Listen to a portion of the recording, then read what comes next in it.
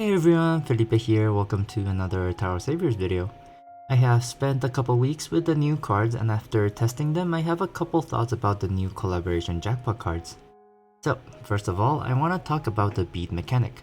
It's actually a bit harder than I first thought and I don't really know if I like it. You are forced to start movement when the beat dictates, which takes away some of the flexibility of the game. Personally, I get distracted during games and I don't really want to think about when to start my movement. Additionally, if you struggle with rhythm or if you're playing in a public place and you don't have the sound on, it might actually be harder than the original rhythm game mechanic. At this point, I would actually prefer the old HP bar rating system because you can start whenever you want and you aren't tied to waiting until the beat is just right. Now, moving on to the jackpot cards, I have many thoughts about them and they are honestly a bit lacking in my opinion. In terms of playstyle, I think they are great cards and have really fun playstyles, but they all come with some drawbacks that I didn't realize until I got to try them out. First is their damage output, and maybe I have been spoiled a little bit by PR Acetoth and Napoleon and other cards, but the damage output for Rage, Pleasure, and Sorrow seems to be quite lacking. Even with the buff obtained from their jackpot specific skills, the damage is not quite enough.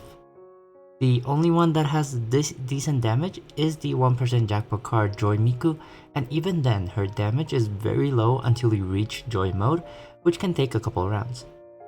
If you look at some of the leaderboards for stage clears for ultimate stages, you can see that a lot of people are running buffers like Snow Miku or Yui, which shows that their baseline damage isn't that great. I also thought that because they gain 100% fuel on entry, they wouldn't have to deal with the slow start that Machinas typically have. However, all 4 jackpot cards have really bad damage until we reach their respective emotion modes, which is quite unfortunate, since it takes a couple rounds to do so. The second thing that I realized is that running different leader and ally is not as viable as I thought. I had originally mentioned during the GNM review that mixing and matching the different jackpot cards would make a really fun playstyle, for example Joy Miku with an Sorrow Miku ally. However, if you do that, you lose out on the beat team skill and you also start with 0% fuel. This means that your damage is going to be absolutely terrible in the beginning, which is a death sentence for higher difficulty stages. This is a shame because playing Joy Miku with Sorrow Miku as an ally sounds like such a fun playstyle and I really wanted to try that. Now I'm going to focus on individual jackpot cards and talk about my thoughts after testing them. First, the 1% Joy Miku is actually better than I thought. During my GNM review, I failed to process that her combo increase was built into her leader skill. This means that you're basically getting double combos when you have both leader and ally. And you can get up to 78 combos and EX combos. This also eliminates the need for more water members since just having the leader and ally will give you enough water runes to reach the required amount of combos for your team skills. Honestly, Joy Miku is pretty good in my opinion and her damage is pretty decent for the current meta. She still struggles with water block, but you can always burst through the enemies. The one thing that is kinda negative is that she does take a while to ramp up since you 100% need her to be in Joy mode as fast as you can, but that can take about 2 to 3 rounds. I'll be honest, Joy Miku was the only one that I had good things to say about in terms of leader skills, so I'll try to go through the rest as fast as I can. So, for Pleasure Luca, her damage is really low, and the huge chunk of light runes dropped actually don't do much. She also struggles with higher combo counts, and stacking doesn't really work well with her playstyle. Overall, she needs more buffers like Yui in order to deal enough damage for current stages. For Rage, Lin, and Len, their playstyle is actually very RNG, surprisingly so. Their playstyle revolves around exploding the type of rune that you start moving with to generate fire runes. However, here's the problem.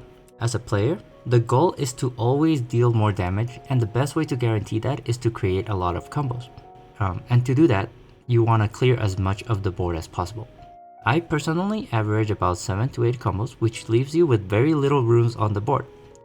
And here lies the issue. Skydrop will basically dictate how many fire runes you're going to get the next round. You have no control on how many runes of your starting type will fall, so you don't have control on how many fire runes you're going to get. This could give you very little fire runes, or give you a lot, which depending on the situation, it could be a blessing or a curse. So yeah, their playstyle is very surprisingly RNG, and I don't know if I really like that. Moving on to Miku, I was very excited about her, but after testing her, I'm a little bit disappointed. Like I mentioned before, her damage is pretty low, which is not great, but here is the small issue I have with her. During the GNM review, I said that she fixes one of the 3 dissolve weaknesses by having guaranteed skydrop that give you guaranteed extra combos, so you don't have to rely on RNG skydrop for that. However, this blessing is also a little bit of a curse. While it's true that you get more combos, the fact is that other 3 dissolve combos become less likely and you rely more on RNG, which means that usually the guaranteed dark runes are going to be all the extra combos you're going to get. I won't bore you with the math, but in a nutshell, because the left and right columns are guaranteed to have dark runes, you only have a 4x5 grid for the remaining skydrop, which gives you a smaller probability of getting 3 runes of the same type on that grid. And because of that, you're going to get less combos of other kinds outside of the left and right columns. And the other thing is that she doesn't have runestone possession effect for other runes other than dark runes. So even the 3 dissolve playstyle is a little bit wasted because the only attacking runes that you can get are dark runes, and any other 3 dissolve combos you get will not benefit your team as much.